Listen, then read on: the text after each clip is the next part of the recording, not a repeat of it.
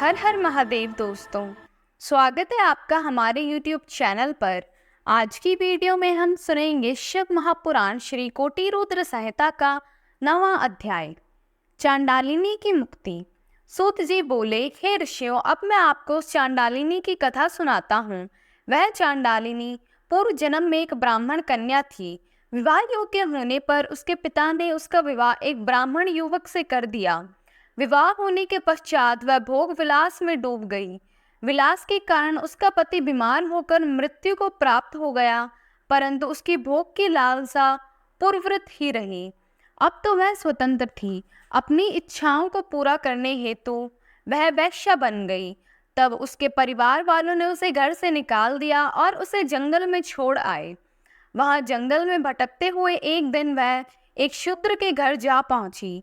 इस प्रकार एक युवती को सामने पाकर वह शूद्र उसे पाने की इच्छा करने लगा। तब वह उसके साथ वहीं रहने लगी।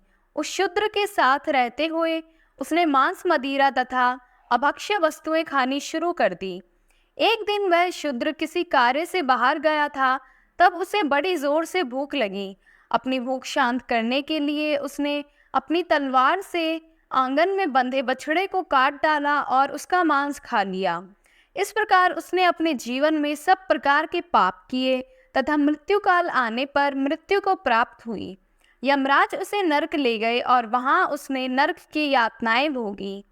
अगले जन्म में उसका जन्म एक शूद्र चांडाल के घर हुआ। वह अंधी जन्मी थी और अपने पूर्व जन्म के पापों के कारण कोढ़ी हो गई थी। उसके आसपास कोई नहीं फटकता था। एक बार उसने कुछ लोगों को सदाशिव के गुणों का गान करते हुए सुना। वह कह रहे थे कि माघ कृष्ण पक्ष की चतुर्दशी को भगवान शिव के दर्शन करने से जन्म जन्मांतरों के पाप धुल जाते हैं और मोक्ष की प्राप्ति होती है। तब कल्याणकारी भगवान शिव के दर्शनों की अभिलाषा मन में लिए वह चांडालिनी गोकर्ण क्षेत्र की ओर चल दी। माघ कृष्ण पक्ष की चतुर्दशी से एक दिन पूर्व वह चांडालिनी गोकर्ण जा पहुंची और भूख प्यास से व्याकुल होकर भीख मांगने लगी।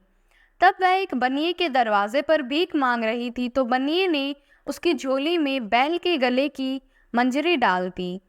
जब उस भिखारिन के उसे छूकर देखा तब उस मंजरी को उठाकर फेंक दिया। सौभाग्यवश वह मंजरी शिवलिंग पर जाकर गिरी। उस चांडालिनी के सारे पाप उस मंजरी से शिवलिंग पर चढ़ते ही नष्ट हो गए।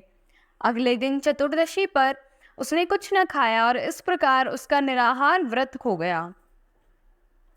भूख के मारे पूरी रात जागी, इसीलिए जागरण का फल भी उसे मिल गया। भगवान शिव अपने भक्तों पर सदा अपनी कृपा दृष्टि रखते हैं।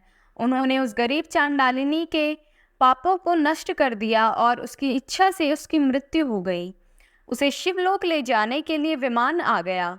उस दिव्य विमान से वह सदा के लिए सद्गति पाकर शिवलोक को चली गई। हे ऋषियों, इस प्रकार अज्ञानता या भूलवश किए गए भगवान शिव का दर्शन व पूजन भी भगवान शिव को प्रसन्न करता है और भक्तों को मोक्ष प्रदान करता है। ओम नमः शिवाय।